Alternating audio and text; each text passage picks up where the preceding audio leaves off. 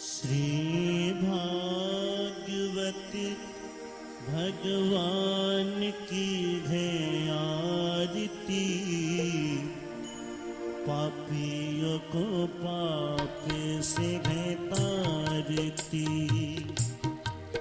श्री भागवत भगवान की है आरती, पापियों को पाप से है तारती। ये अमर ग्रंथ ये मुक्ति पंथ ये पंचम वेद निराला, नव ज्योति जगाने वाला। ओ नव ज्योति जगाने वाला है, नव ज्योति जगाने वाला। हरि नाम एगी हरि ध्यान एगी, हरि नाम एगी हरि ध्यान एगी। जग मंगल की आरती, पापियों को पाप से है तारती।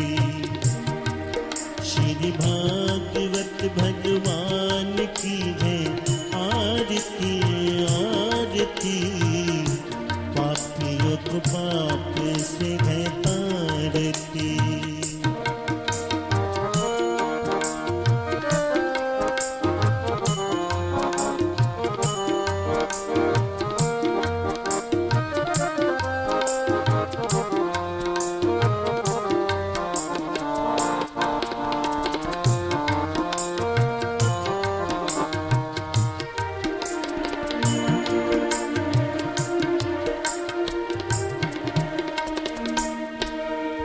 शांति गीत पावन पुनीत, पापों को मिटाने वाला, हरि दरस कराने वाला। ये शांति गीत पावन पुनीत, पापों को मिटाने वाला,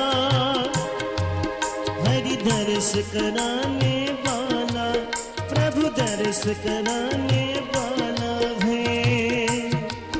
ये सुख करनी ये दुख हरनी, सुख करनी ये दुख हरनी। मधुसूदन की आरती, पापियों को पाप से है तारती।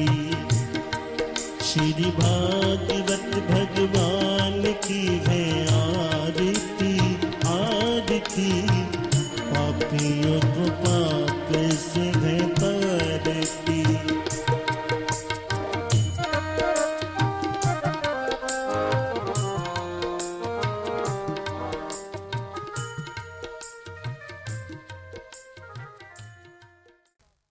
আসুন, তোমাকে পৌঁছে দিল এই মনুষ্য দেহ, কিন্তু এই মনুষ্য দেহ লাভ করেও তোমার তো সঠিক কর্ম তুমি করলে না। তুমি 1 নম্বর 2 নম্বর 3 নম্বর পথেতে রাতের অন্ধকারে তুমি অর্থ উপার্জন করেছো।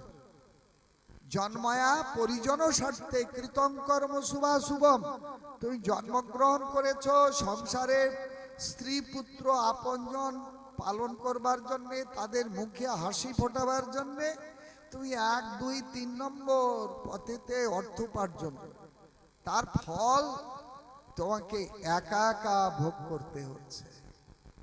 কিভাবে? ওহো দজ্জং গতাস্তে ফলভোগিন।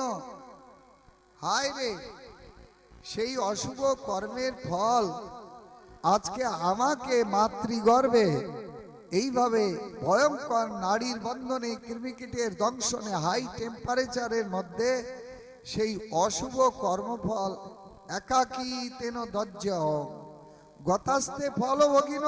দেখো, যাদের জন্য করেছিলে তারা কে কোথায় চলে গেছে তার ঠিকানা নাই, কিন্তু আজ তোমাকে সেই অশুভ কর্মফল একা একা ভোগ করতে হচ্ছে। সাবধান, এমন কর্ম যেন আর করো না। তাহলে কি কর্ম? জগতের শ্রেষ্ঠ কর্ম তাহলে কোনটা? না ওই যে তারপরেই বলছে যদি জন্না প্রমুচ্যতে তৎপ্রপদ্যে নারায়ণম। হে ভগবান, হে বিশ্বপিতা পদ্মপলাশ লোচন শ্রীহরি, যদি কোনো প্রকারে এই জনি অবরোধ থেকে, এই মাতৃগর্ভ থেকে, নারীর বন্ধন থেকে আমি যদি পৃথিবীর আলোতে যেতে পারি, তাহলে অশুভ ক্ষয়কর্তারং ফল মুক্তি প্রদায়কম, যিনি অশুভ কর্মের বীজ সমূলেতে ধ্বংস করতে পারে এবং সর্বোত্তম ফল প্রদান করতে পারে, সেই বিশ্বপিতা নারায়ণের চরণে আমি শরণাগত হব। তার চরণ কমলের আরাধনা ছাড়া আর আমি জগতে কোনো কর্তব্য পালন করব না, এই সংকল্প করি মাতৃগর্ভে। কিন্তু জন্ম হইল পড়ি মায়া জালে, না হইল কেন? তাই আজকে পরিণত বয়সে সাধু সঙ্গ যদি কোনো স্বীকৃতি সৌভাগ্য বলে হলো, তাহলে সাধু সঙ্গ প্রভাবে সাধু মুখে আবার সেই কথা শুনতে পেল, যে কথা শুনিয়েছেন ওই মাতৃগর্ভেতে দেখিয়েছেন মায়াদেবী, সেই কথা এখন আবার সাধু সঙ্গে শুনতে পেল। কি? তৎকর্ম পরিতোষণং জল সা বিদ্যা তন্মতির জয়া। জগতে যদি শ্রেষ্ঠ কর্ম ওয়ে বুদ্ধিমান মানব সমাজ কিছু করতে চাও, তাহলে করো সেই কর্ম যে কর্মের দ্বারা বিশ্বপিতা ভগবান শ্রীহরি প্রসন্ন হবেন। তৎকর্ম পরিতোষণং যৎ, সেটাই হলো জগতের শ্রেষ্ঠ কর্ম, যে কর্মের দ্বারা বিশ্বপিতা শ্রীহরি প্রসন্ন হন। বলো রাধে রাধে। সা বিদ্যা, সেটাই হলো জগতের শ্রেষ্ঠ বিদ্যা, যে বিদ্যার দ্বারা জীবের স্বরূপের জ্ঞান জাগ্রত হয়। স্বরূপের পরিচয় সঠিক হলে কর্তব্য কি তখন নির্ণয় করা যায়। যদি খাঁটি সোনা আপনি রাস্তায় কুড়িয়ে পেলেন, ওটা জৌহরির কাছে নিয়ে গেলেন, দেখালেন ভাই এটা কি গো চকচক করছে, ও স্বর্ণকার হাতে পেয়ে তো মাথা নেড়ে টেড়ে বলল কোথায় পেলেন? বলে দেখুন না জিনিসটা কি। বলে তো জেনুইন। আচ্ছা পার্সেন্টেজ কি আছে দেখুন তো। তাড়াতাড়ি স্বর্ণকার একটা পাথর বের করলো, দুটো ঘষা দিল, স্পিরিট ঢেলে দিল, ও এ তো একেবারে খাঁটি, তার মানে 100 ভাগ খাঁটি সোনা। যদি এটা আপনি জানতে পারলেন যে জীব নিত্য কৃষ্ণ দাস, এ জগতে কোনো ভেজাল দেবদেবীর দাস না, খাঁটি সোনা জীব আত্মা নিত্য কৃষ্ণ দাস, এই পরিচয় যদি পেল, তাহলে এবার সোনা দিয়ে কি করবেন সেটা আপনার ব্যক্তিগত অভিলাষ। ভগবান জীবের এই স্বতন্ত্র সত্তার উপরে কোন রকম কর্তৃত্ব করেন না, ওটা গীতার ৫ম অধ্যায় শুনিয়ে দিয়েছেন। ন কর্তৃত্বং ন কর্মাণি লোকস্য সৃজতি প্রভু, ন কর্মফল সংযোগং স্বভাবস্তু প্রবর্ততে। আমি কারুর কর্মফল সৃষ্টি করি না, কারুর উপরে কর্তৃত্ব করি না, কারুর উপরে নিয়ন্ত্রণ করি না। যার যেমন স্বভাব, জন্মান্তরীণ কর্মের যে অশুভ সংস্কার, তাকে সেই স্বভাব অনুরূপ কর্মের জগতে তাকে ঠেলে দেবে। যা তোর যেমন কর্মের দ্বারা সংস্কার তৈরি করেছিস ওই কর্ম কর। এই জন্যে জানবেন সেই কর্ম করো না যে কর্মের দ্বারা তোমার অধোগতি লাভ হয়।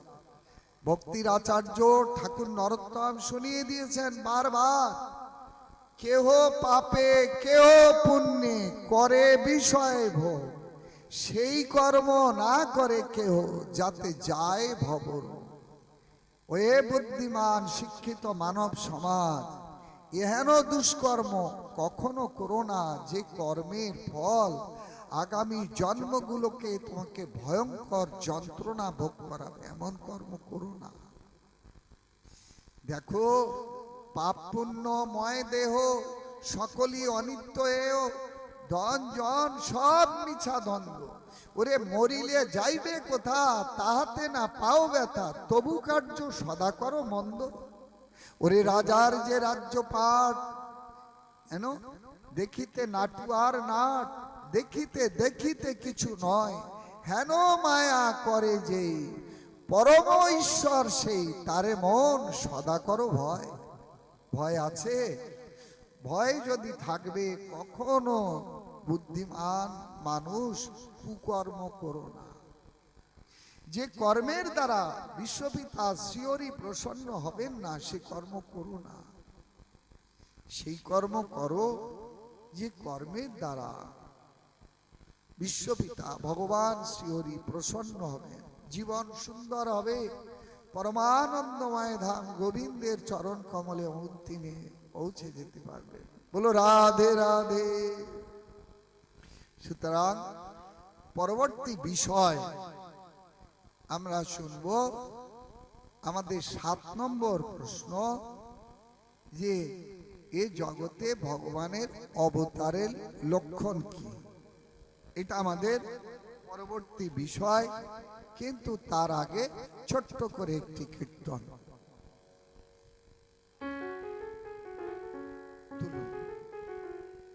হে নাথ নারায়ণ ধরো। हे नाथ नारायण हरि। ভালো গান। जय गोपाल कृष्ण मुरारी, जय गोपाल कृष्ण मुरारी, हे नाथ नारायण हरि, नाथ नारायण हरि।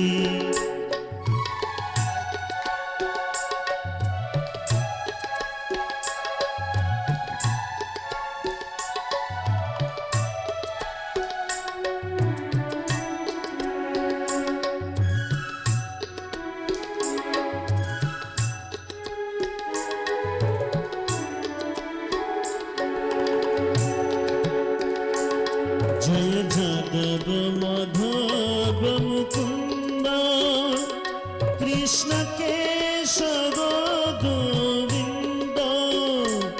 जय जादव माधव मुकुंद, कृष्ण केशव गोविंद। वासुदेव गिरिधारी, वासुदेव गिरिधारी, हे नाथ नारायण हरि, नाथ Narayan Hari.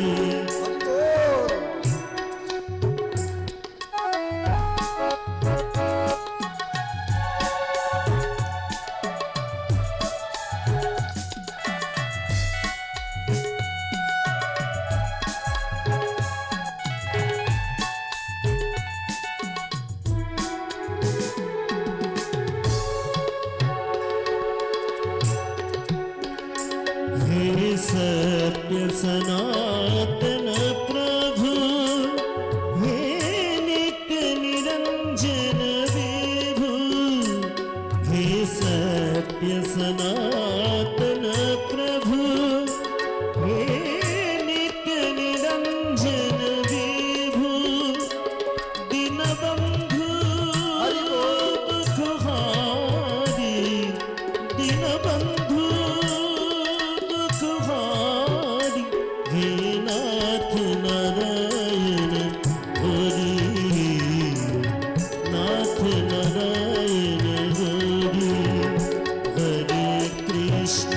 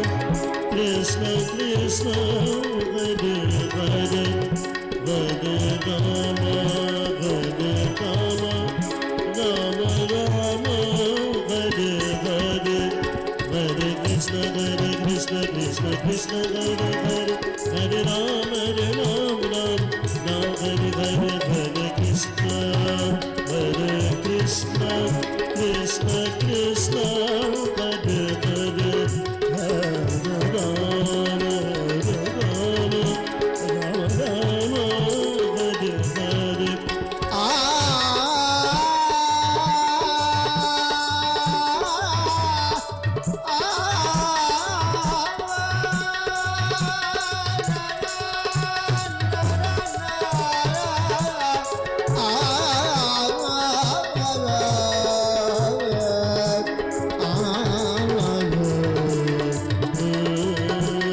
Krishna, Hare Krishna, Krishna Krishna, Hare Hare, Hare Rama, Rama Rama, Hare Krishna, Hare Krishna, Krishna Krishna, Hare Hare, Hare Rama, Rama Rama, Hare Krishna, Hare Krishna, Krishna Krishna, Hare Hare, Hare Rama, Rama Rama, Hare Hare. बोलिए वृंदावन बिहारी लाल वैकुंठाधिपति भगवान की। दशम स्कंद एकादश स्कंधेर शेषांश तथा দ্বাদশ স্কন্ধ। একাদশ স্কন্ধে কি আছে আমরা শুনে নিয়েছি। ভগবান যদুবংশ ধ্বংস করে চলে যাবেন নিত্য ধামেতে, আর সেই উপলক্ষে এই যদুবংশে যে 56 কোটি যাদবগণ, এরা সব স্বর্গের দেবতা, তাই এদেরকেও স্বস্থানেতে অর্থাৎ স্বর্গরাজ্যে পাঠিয়ে দিয়ে যাবেন। এই উপলক্ষ করে শুরু হয়েছে ভয়ঙ্কর ব্রহ্মসাপের অবতারণ। এই ব্রহ্মসাপের বৃত্তান্ত শুনতে গিয়ে মুক্তি কি করে হয় এই প্রসঙ্গে জিজ্ঞাসা করেছেন মহামতি উদ্ধব। এই কি বলে দেবর্ষি নারদের কাছে ভগবানের পিতা বসুদেব মহারাজ। আর তাই ক্রমেতে দেবর্ষি নারদ নবযোগীন্দ্র সংবাদে যেসব কথা হয়েছিল সেই কথাগুলি ক্রম অনুসারে বলছেন। আমরা মধ্যাহ্নকালীন অধিবেশনে শুনে এসেছি এই ভগবানের কতদূর ব্রহ্মের স্বরূপ না। লাস্ট শুনেছিলাম কর্ম কাকে বলে, কর্মের স্বরূপ।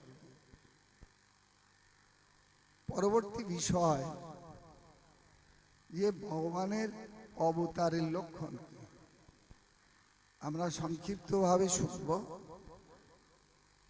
ভগবানের লক্ষণ যদি শুনতে হয় তাহলে সর্বাগ্রে আমাদের শাস্ত্রেতে একটা প্রবাদ বাক্যের প্রচলন আছে।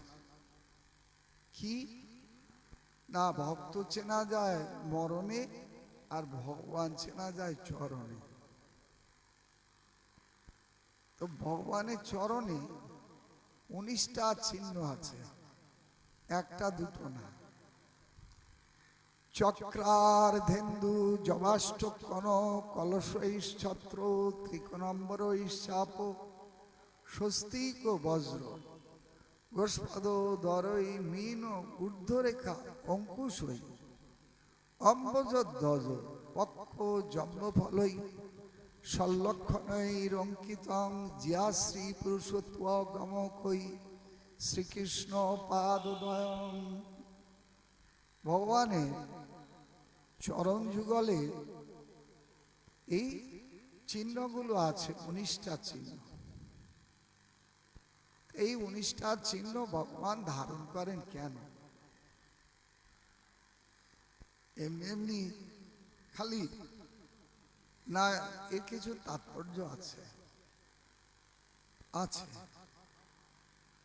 ভগবানের এই যে চরণ দ্বয়েতে যে চিহ্ন আছে, আজকাল সর্বত্র বলছে ও চৈতন্য মহাপ্রভু কবে এসেছিলেন জগতে, বুড়ো হয়ে মরে গেছেন। আমাদের লেটেস্ট ভগবান হলো এই যে এসেছে, ওই চৈতন্য মহাপ্রভুই আবার অবতীর্ণ হয়ে গেছে। তন্মধ্যে একাধিক সম্প্রদায় আছে যারা অপসম্প্রদায় নামে শাস্ত্রের উক্তিতে পরিচিত। আউল বাউল পট্টা ভজা নেড়া দরবেশ সাই, সহজিয়া সখী বেকি স্মার্ত জাত গোসাই। এই সমস্ত মহাপ্রভুর যে অতিবাড়ি চূড়াধারী গৌরাঙ্গ নাগরী, তো তা কয়ে এই 13র সঙ্গ নাহি করি। এই যে 13টা সম্প্রদায়কে মহাপ্রভু বাদ দিয়েছেন, এই 13টা সম্প্রদায়ের মধ্যে 3টি আছে, তারা বলে চৈতন্য মহাপ্রভু এই লীলায় অপ্রকট করে আমাদের ঠাকুর রূপে জন্মগ্রহণ করেছে। এই দেখো চৈতন্য ভাগবতে বর্ণনা আছে।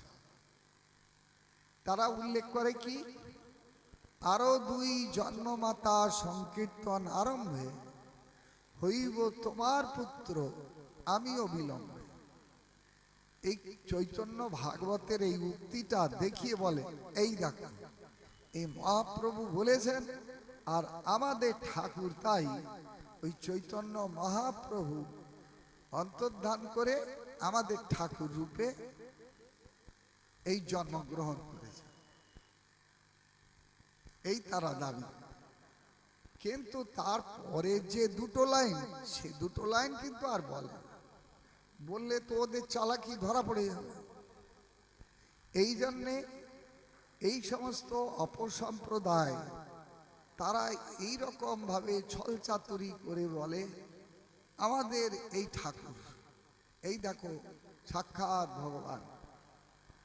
আবার একাধিক এই সমস্ত অপসম্প্রদায় যারা দাবি করে যে আমাদের ঠাকুর ভগবান, এদের কিন্তু আবার একজনের সঙ্গে আরেকজনের মিল নেই। উনি এক কথা বলছেন তো ইনি আর এক কথা বিপরীত বাণী শোনাচ্ছেন, অথচ বলছেন এই ঠাকুর আবির্ভূত হয়ে গেছে। কিন্তু শাস্ত্রে ভগবান যখন যখন জগতে অবতীর্ণ হবেন, এগুলো সব পরমার্থ শাস্ত্রে এগুলো উল্লেখ করা আছে। আছে পুরাণে, আছে ভাগবতে, পঞ্চম বেদ মহাভারতে এর উল্লেখ আছে। কিন্তু এই সমস্ত যারা সম্প্রদায় বিহীন, এই সম্প্রদায় এর মধ্যে যারা পড়ে না, এরা এই রকম দাবি করে স্বঘোষিত এবং শিষ্য ঘোষিত ভগবান নিজেরা নিজেরা তৈরি করে ফেলে। কিন্তু শাস্ত্রের বাণীর সঙ্গে এইসব ভগবানের বাণীর কোনো মিল নাই। আর এই রকম যারা দাবি করছে, এই রকম সহজ মনকল্পিত কিছু সাধন পন্থা বের করে দিয়ে এই জগতের কিছু অজ্ঞ সমাজকে, কিছু সরলচিত্ত মানুষকে তারা বিপদগামী করে দেয়। বস্তুত এরা সেই শাস্ত্রের কোনো বিচার জানেও না, মানেও না, শোনেও না। আর ওদের যারা অনুগামী হয় তাদেরকেও সাবধান করে দিয়েছে, খবরদার ওইসব ভাগবত শুনতে যাবে না, ওই গীতা টিতা পড়বে না, খবরদার। পড়লে কিন্তু ওই টিকিধারীদের পাল্লায় পড়বে। ব্যাস, ওরাও আর এই দলের মধ্যে ভেড়ে না। এই রকম 2-4টে সম্প্রদায় আমাদের চোখের সামনে দেখি, তারা কখনোই ধর্মের শাস্ত্র সম্পর্কে কোনো জ্ঞানও নাই, বা ধর্মের বক্তা যে কে, তিনি যে কি বলে গেছেন এসব তাদের শোনার অপেক্ষা নাই। এখন তাদের উদ্দেশ্যে ওই শাস্ত্রীয় সিদ্ধান্ত তো শুনবে না। এই রকম ব্যক্তি যারা আপনাদের কাছেও আসবে কেন? আরে আমাদের ধর্মের কথা সহজ, আমাদের দলে দীক্ষা নিলে সহজে বড়লোক হতে পারবে, আর আমাদের অত রেস্ট্রিকশন নেই, এটা খেও না ওটা খেও না, এই বাপের বাড়ি যাওয়া যাবে না, শ্বশুর বাড়ি যাওয়া যাবে না, এইসব কথা না। আমাদের দলে যদি আসবে তাহলে সব রকম খাও দাও আর আনন্দে হরিনাম করো। আরে শাস্ত্রে এই কথাই তো বলা আছে, সর্বক্ষণ বলইতে বিধি নারিয়ার, কোনো বিধি টিধি মানতে হবে না। কিন্তু এই শাস্ত্রের উক্তির যে যথার্থ তাৎপর্য কি, বিধি বলতে কি বোঝে আর সর্বক্ষণ বলতে কি বোঝে, এসব সন্ধান তারা যা রাখে না।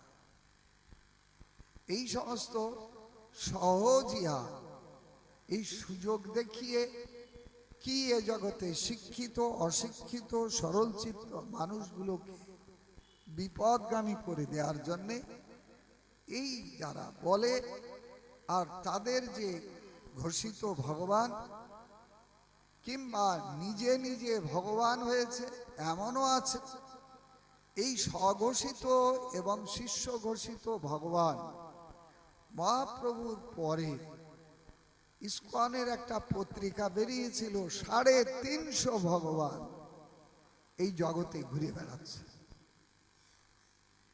সুতরাং এইসব ভগবান সম্পর্কে যারা সঠিক বৃত্তান্ত জানতে চান তাদেরকে আমরা সর্বাগ্রে অনুরোধ করব যে ধর্মের বক্তা রূপে যাকে সেন্ট্রাল থেকে অর্থাৎ স্বয়ং ভগবানের অবতার রূপে যাকে জগতে পাঠানো হয়েছিল, সেই আবেশ অবতার মহামুনি বেদব্যাস, যিনি সমস্ত শাস্ত্রের প্রণেতা, যিনি ধর্মের ইতিবৃত্তান্ত আদি থেকে অন্ত পর্যন্ত জগৎকে জানাবার জন্যে নির্দেশ দিয়ে পাঠানো হয়েছে। তিনি মূল শাস্ত্রেতে কি উল্লেখ করে গেছেন এইগুলো সম্পর্কে আমরা সংক্ষিপ্ত কিছু কথা শুনে আমরা বিষয়ে এগিয়ে যাব। তাতে তিনি কি উল্লেখ করেছেন না, তাতে উল্লেখ করেছেন যে ভগবান যদি চিনতে হয় তাহলে ভগবানের সর্বাগ্রে শরীরে এই 32টা লক্ষণ থাকবে মহাপুরুষের, আর স্বয়ং ভগবানের চরণতলেতে 19টা চিহ্ন থাকবে। যদি কেউ দাবি করেন যে আমার ঠাকুর স্বয়ং ভগবান না, তবে ভগবানের অবতার, তাহলে অবতার যদি হয় তাহলে 15 থেকে 16টা চিহ্ন থাকবে। যদি বলেন যে না আমার ঠাকুর মহাপুরুষ, তাহলে মহাপুরুষের শরীরে 32টা লক্ষণ থাকে, একটা দুটো না। এখন এই রকম যারা সম্প্রদায় বিহীন তারা ও গৌড়ীয় সাধুদের ডেকে নিয়ে যায়, পাঠ করে শোনায়। পাঠ শুনে এদের খুব ভালো লাগে, কারণ ওদের মধ্যে তো কিছু সরল চিত্ত মানুষ আছে, তারা তো এই সমস্ত ধর্ম নেতাদের চাতুরি বোঝে না, তারা সরল চিত্তে ডেকে নিয়ে যায়। ধর্মের কথা শুনে যখন এদের খুব ভালো লাগে, এই তখন বলে মহারাজ খুব ভালো লাগলো পাঠ, মহারাজ আমাদের ঠাকুর যে ভগবানের অবতার আপনি মানেন, এই সর্বনাশ করেছে, এই তো বিপদে ফেলেছে। এখন এতক্ষণ খুব প্রশংসা করেছে মহারাজ, পাঠ এরকম পাঠ শুনিনি, পাঠ শুনে আমাদের খুব ভালো লাগলো মহারাজ, সপ্তাহে 1-8 দিন করে আমাদের এখানে একটু পাঠ করে যাবেন দয়া করে, ইত্যাদি ইত্যাদি। কিন্তু এই সব বলবার পর তারপরে প্রশ্ন করে বসলো যে মহারাজ, আমাদের ঠাকুর যে ভগবান অবতার, আপনি এটা মানেন? এটা মহা বিপদ। আমি উল্টে সেখানে প্রশ্ন করি যে আচ্ছা, আপনারা তো গীতা যজ্ঞ করেন। তাহলে হ্যাঁ, তা করি, আমাদের এখানে গীতা যজ্ঞ হয়। তা আপনারা যে গীতা যজ্ঞ করেন, তো কি করে গীতা যজ্ঞ করেন? তাহলে কেন?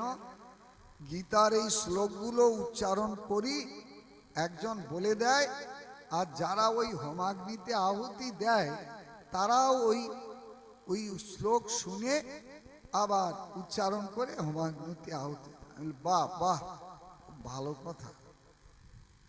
তবে গীতায় প্রসিদ্ধ শ্লোকটা নিশ্চয়ই আপনারা উচ্চারণ করেন না? কোন শ্লোকটা? না, গীতায় পরিষ্কার উল্লেখ আছে শ্লোকটা, যে তস্মা শাস্ত্রং প্রমাণান্তে কার্যাকার্য ব্যবস্থিত জ্ঞাত্বা শাস্ত্র বিধানোক্তং কর্ম কর্তুম ইহার্ষি। যে অর্জুন, তুমি যেটা বলবে, যেটা সাধনা করবে, ওটা শাস্ত্রসম্মত যেন হয়। অশাস্ত্রীয় কোনো কথা বলবে না, আর অশাস্ত্রীয় কোনো সাধনাও করবে না, অশাস্ত্রীয় কোনো রকম খাদ্য গ্রহণ করবে না। এই যদি বলা আছে, এই মন্ত্রটা উচ্চারণ করে আপনারা আহুতি দেন তো? তাহলে হ্যাঁ হ্যাঁ দিই। তাহলে আপনার ঠাকুর যে অবতার, শাস্ত্রে কোথাও উল্লেখ আছে? আপনার ঠাকুর যে অবতার, এটা শাস্ত্রে কোথাও উল্লেখ আছে? যদি এটা উল্লেখ না থাকে, তাহলে আমি কি করে মানি বলুন তো আপনার ঠাকুরকে অবতার বলে? কারণ আপনি এই গীতা যজ্ঞ করেন, গীতার সনাতন বাণীতে যাও বর্ণনা আছে, ওটা উল্লেখ করে আপনি তো আহুতি দিচ্ছেন। তা আপনার ঠাকুর যে এই কলিযুগে অবতার, এই সম্পর্কে কোনো শাস্ত্রে কি উল্লেখ আছে? যদি উল্লেখ থাকে, তাহলে আমি কেন, আমার 14 পুরুষ আপনার ঠাকুরকে এ অবতার বলে স্বীকার করবে? আর শাস্ত্র যদি না মানে, উল্লেখ যদি না থাকে, তাহলে আপনার ঠাকুরকে আমি কি করে বলবো বলুন তো যে উনি অবতার? কি করে মানব? আর একটা কথা, আপনি আপনার গুরুদেবকে ভগবান বলে মানতে পারেন, এটা সত্য কথা। গুরুদেব যে সাক্ষাৎ ভগবানের করুণার বিগ্রহ, অভিন্ন প্রকাশ মূর্তি, এটা শাস্ত্রে উল্লেখ আছে। সাক্ষাৎ হরিতেন সমস্ত শাস্ত্রই রুক্তস্তথা ভাব্যত এব সদ্ভি কিন্তু প্রবর্য প্রিয় তস্য বন্দে গুরু শ্রী চরণারবিন্দ। উল্লেখ আছে ঠাকুর বিশ্বনাথ চক্রবর্তী পাদে গুরবাষ্টকে, এ বর্ণনা 7ম শ্লোকেতে আছে যে গুরুদেব সাক্ষাৎ কৃষ্ণ। তো আপনার গুরুদেবকে আপনি ভগবান বলে, কৃষ্ণ বলে পূজা করবেন, এতে কোনো শাস্ত্রের দ্বিমত নাই। কিন্তু আপনার গুরুদেব যদি ভগবান বা ভগবানের অবতার বলে জগতের কাছে আপনাকে পরিচিতি দিতে হয়, তাহলে কিন্তু প্রমাণটা না দিয়ে জগতের ঘাড়ে গুরুদেবকে ভগবান বলে চাপাতে যাবেন না। জগৎ কিন্তু আপনার গুরুদেবকে ভগবান বলে ঘাড়ে রাখবে না, শেষকালে ফেলে দেবে। তো আপনার গুরুদেবের পা ভাঙবে না, মাথা ভাঙবে, তা কিন্তু দেখবে না। সুতরাং আপনার গুরুদেব আপনার কাছে ভগবান, আপনার পিতা আপনার কাছে ভগবান, এ কথা ঠিক। কিন্তু আপনার পিতাকে যখন ভগবান বলে আপনার গুরুদেবকে যখন ভগবান বলে জগতের ঘাড়ে চাপাতে যাবেন, তখন কিন্তু প্রমাণ দিয়ে চাপাতে হবে যে আমার গুরুদেব, আমার বাবা ভগবান। তা নাহলে কিন্তু আপনার বাবা হোক আর গুরুদেব হোক কখনো মাথায় করে বহন করবে না ভগবান বলে। সেই জন্যে সর্বাগ্রে জানতে হবে যে শাস্ত্র কি বলেছে। সুতরাং ভগবান বলে যদি শাস্ত্র কিছু উল্লেখ করে থাকেন, তো ভগবানের লক্ষণ সেখানে শুনিয়ে দিয়েছে। কি লক্ষণ? না, ভগবান চেনা যায় চরণ, চরণ তলেতে তার এই 19টা চিহ্ন আছে। প্রথম চিহ্ন কি? চক্র, অর্ধান, চক্রার দেন্দু জবাষ্টকন কলশৈশ ছত্র ত্রিকোণাম্বরৈশ চাপ স্বস্তিক ও বজ্র। এগুলো সব এক এক করে বর্ণনা দেওয়া আছে। তো এগুলো ভগবান চরণতলে ধারণ করেন কেন? না, ভক্তবৎসল ভগবান চরণতলেতে এই চিহ্নগুলো ধারণ করে জগৎকে জানিয়ে দিয়েছেন, ভক্ত যদি ভগবানের চরণ আশ্রয় নেয়, তাহলে তার জীবনে যত রকম ভজন বাধা, ভক্তের জীবনে যত রকম বিঘ্ন, এগুলো ভগবানের চরণ আশ্রয় করলে ওই চক্র তাকে ছিন্ন ভিন্ন করে দিয়ে সমস্ত বাধা দূর করে তাকে ভগবত চরণে আরো সুদৃঢ় অনুরাগ দান করবেন। দৃষ্টান্ত এগুলো সব আপনারা শুনেছেন ভাগবতে। যেমন সুদর্শন চক্রকে ভগবান ভক্ত রক্ষার জন্য প্রস্তুত রেখেছিলেন, আর যেই না দুর্বাসা অম্বরীশ মহারাজকে সংহার করতে গেল মৃত্যুকৃত্যা পাঠিয়ে, চোখের পলকে এসে গেল সুদর্শন, আর এসেই দুর্বাসাকৃত ভয়ঙ্কর মৃত্যুকৃত্যাকে ধ্বংস করল। এইবার ছুটলো কোথায়? দুর্বাসার দিকে। এখন ধ্বংস যদি করে দেয়, দুর্বাসাকে ছেড়ে দেয়, তাহলে দুর্বাসা পরবর্তীকালে আবার তো এসে চড়াও হতে পারে। তো দুর্বাসার ওই যে হৃদয়ের যে বিষ্ণু ভক্ত বিদ্বেষ এবং ভগবত ভক্ত বিদ্বেষ, এ বিদ্বেষের মূল উৎপাটন করে তারপরে সুদর্শন ছেড়েছে। তার জন্যে একেবারে কোথায় সত্যলোক, কোথায় শিবলোক, কোথায় বৈকুণ্ঠ লোক বিরজা পারে, সেইখান থেকে ঘুরিয়ে এনে ওই ভক্ত শ্রেষ্ঠ অম্বরীশ মহারাজের চরণে ক্ষমা প্রার্থী করিয়ে তবে সুদর্শন তাকে ছেড়ে। ভগবান চক্র চরণতলে কেন ধারণ করেন? যে ভক্ত বিদ্বেষী, ভগবত বিদ্বেষী এই ভীতি প্রদর্শনে দৃষ্টান্ত হল ভগবানের চরণে এই চক্র চিহ্ন। সমস্ত ভজনের বাধাকে ছিন্ন ভিন্ন করে ছাড়া। আসুন অর্ধচন্দ্র। অর্ধচন্দ্র দুটো জায়গায় দেখা যায়, ভগবানের চরণে আর শিব ঠাকুরের কপালে। অর্ধচন্দ্র ব্যাপারটা কি? এ ভক্ত বাৎসল্যের নিদর্শন।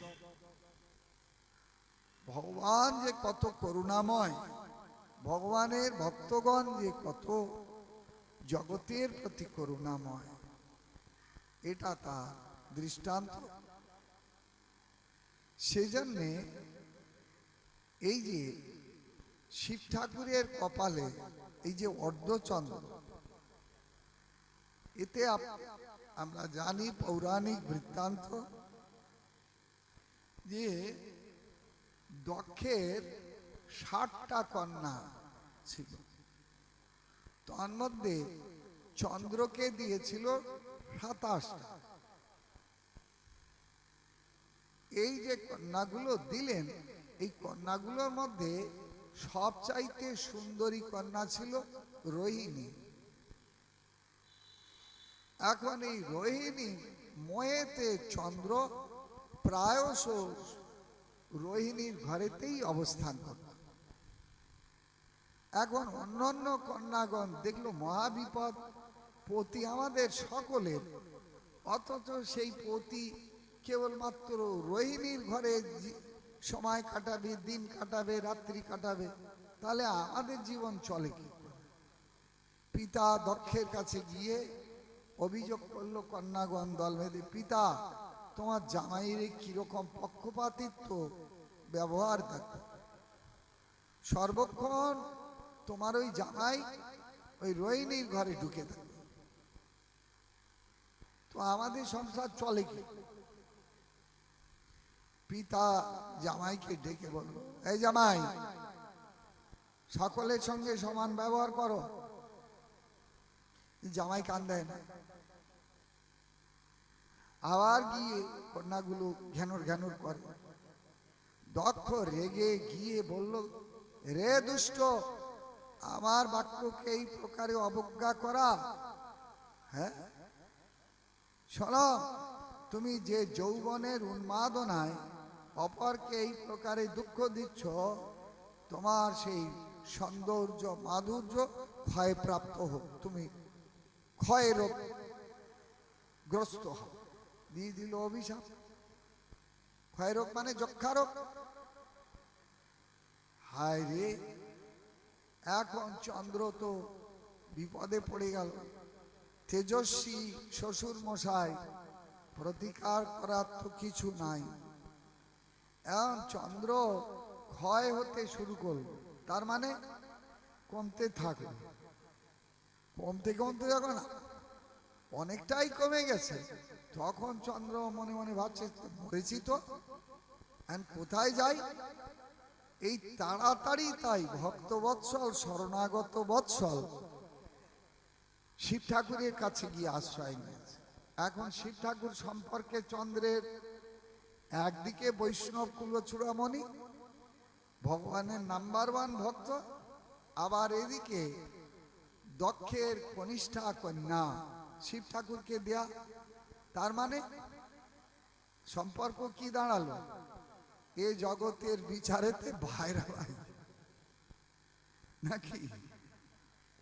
কিন্তু দেবাদিদেব মহাদেব বড় শরণাগত বৎসল ঠাকুর। এখন তাই চন্দ্র গিয়ে শিব ঠাকুরের কাছে শরণাগত, হে দেবাদিদেব রক্ষা করুন, হে ভোলানাথ কৈলাসপতি রক্ষা করুন।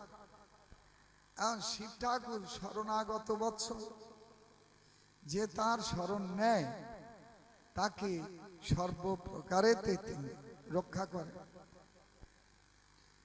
চন্দ্রকে বলল, তোমার কোনো চিন্তা নেই, তুমি আমার কাছে থাকো, ভালো মন্দ খাও দাও, আমি তোমাকে একবার মাথায় রেখে দিয়েছি।